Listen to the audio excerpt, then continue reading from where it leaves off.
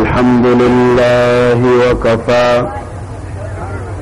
وسلام على عباده الذين اصطفى أما بعد فأعوذ بالله من الشيطان الرجيم بسم الله الرحمن الرحيم ولا تهنوا ولا تحزنوا وأنتم الأعلون إن كنتم مؤمنين إن الله وملائكته يصلون على النبي يا أيها الذين آمنوا صلوا عليه وسلموا تسليما اللهم صل على سيدنا مولانا محمد وعلى آل سيدنا مولانا এই এলাকায় দুরূদ শরীফ পড়া কি হারাম? অল্প কয়েকজন লোক বললেন জি না। পিছনে বা দাঁড়ানো যারা তাদের কাছে কি দুরূদ শরীফ পড়া হারাম? এত কেতরা ভাবে পড়ছেন দুরূদ, মনে হয় এখনো জননিরাপত্তার আইন আছে, দুরূদ জোরে পড়লে 10-12 বছরের জেল হয়ে যাবে। তাহলে এত আসতে কেন? দুরূদ শরীফ পড়ার আগে দুরূদের ফজিলত শুনেন। আল্লাহ নবী বলেছেন পৃথিবীর যে কোনো প্রান্তে বসে একটা উম্মত যখন দুরূদ পড়বে সেই দুরূদটা লক্ষ কোটি মাইল দূরে হলেও তৎক্ষণাতেই একটা ফেরেশতা ওই দুরূদটা রওজায়ে পাকে পৌঁছায়া দেবে। চক্ষুটা বন্ধ করে দেন, মনে করেন মদিনা শরীফে বসে নবী মুহাম্মদুর রাসূলুল্লাহ সাল্লাল্লাহু আলাইহি ওয়াসাল্লামকে দুরূদ শোনাচ্ছি। সেই ভালোবাসা নিয়ে আল্লাহ আল্লাহর রাসূলের প্রেমে মুগ্ধ মত্ত মাতোয়ারা হয়ে জোরে জোরে পড়েন আল্লাহুম্মা সাল্লি আলা সাইয়্যিদিনা মাওলানা মুহাম্মদ ওয়া আলা আলি সাইয়্যিদিনা মাওলানা। চন্দ্র সূর্য গ্রহ তারা ডেকে বলে আজকে মুদের খুশির দিন। চন্দ্র সূর্য গ্রহ তারা ডেকে বলে আজকে মুদের খুশির দিন। ওই দুনিয়াতে তশরীফ আনলেন রহমাতুল লিল আলামিন। আল্লাহুম্মা সাল্লি আলা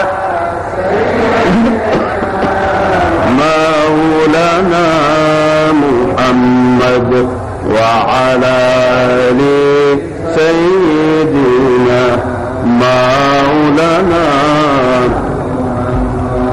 মানব দানব পশু পাখি 18,000 মখলুকাত। মানব দানব পশু পাখি 18,000 মখলুকাত।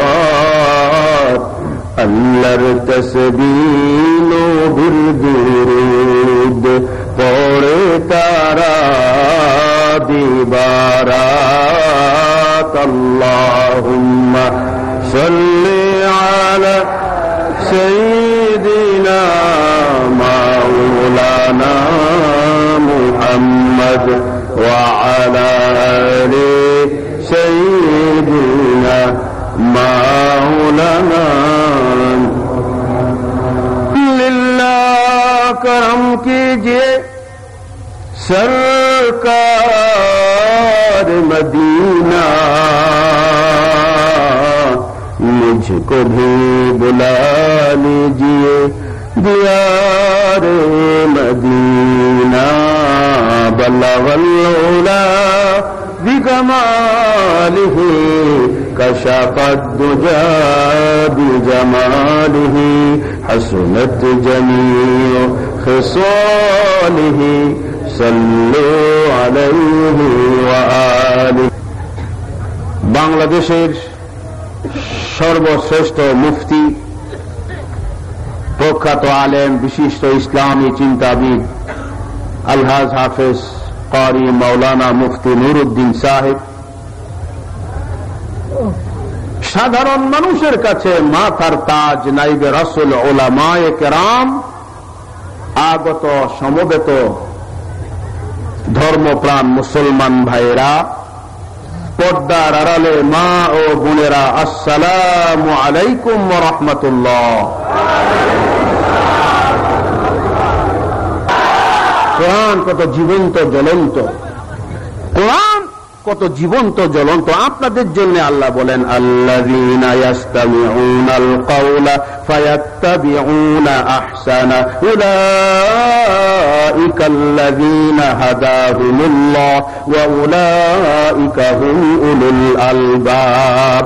আল্লাহ বলছেন, যারা মনোযোগ দিয়ে কথা শুনে এবং যা ভালো তা গ্রহণ ও বরণ করে, আল্লাহ বলেন আশা করা যায় হেদায়েতের নূর তার নসিব হবে। এত আস্তে বলেন সুবহানাল্লাহ বলেন।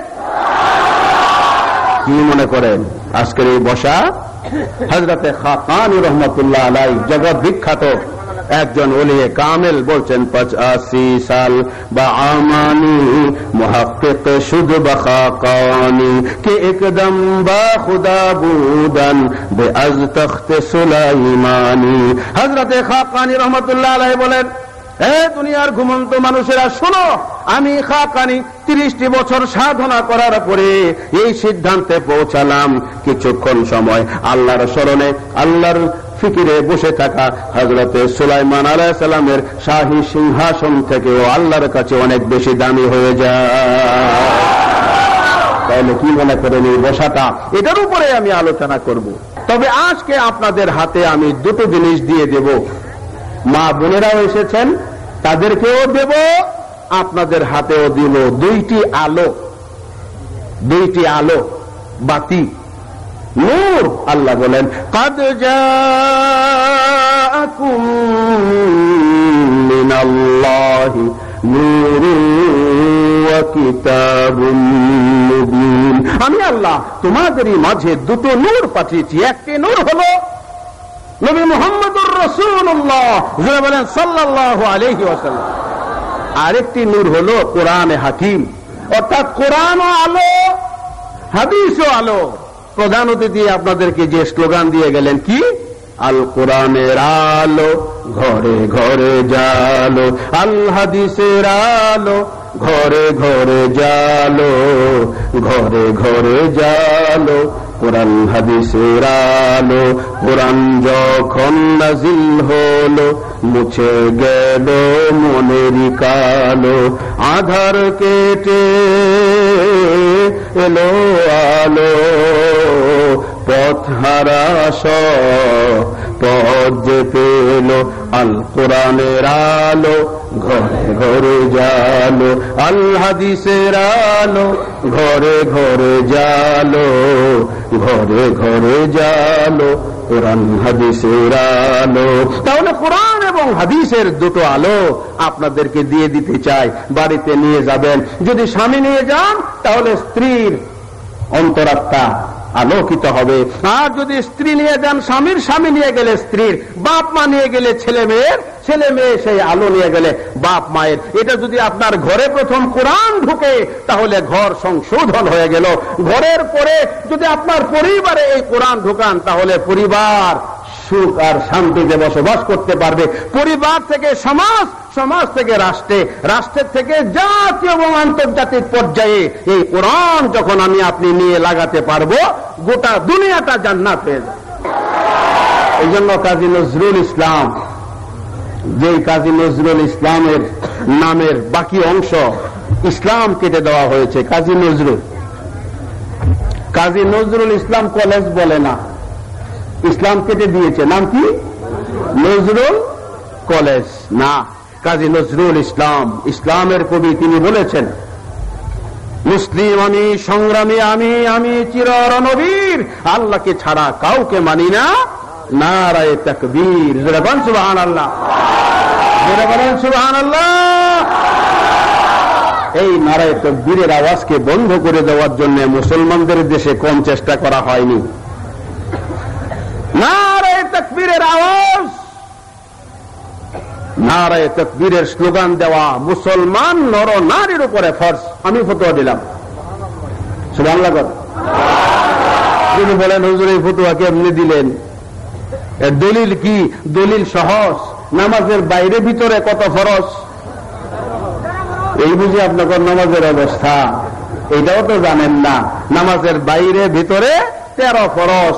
তাহলে 13 ফরজের ভিতরে আল্লাহু আকবার বলে তাকবীরে তাহরিমা বান্দা ফরজ আছে না নাই? তাহলে এবার বলেন আল্লাহু আকবার স্লোগান দেওয়া জুড়ে বলেন কি? এই ফরজ হলো আল্লাহর। আর এই স্লোগানকে, আল্লাহর তাকবীরকে যদি কেউ বন্ধ করে দিতে চায়, সেটা কি আমি আপনি মানতে রাজি আছি? তাহলে বড়ই দুঃখের সাথে বলতে হয়, এটা মুসলমানদের দেশ, এটা ওলি আল্লাহদের দেশ, এটা তবলিগওয়ালাদের দেশ। যে দেশে যখন মসজিদের মিনারায় আল্লাহু আকবারের ধ্বনি আকাশে বাতাসে প্রতিধ্বনি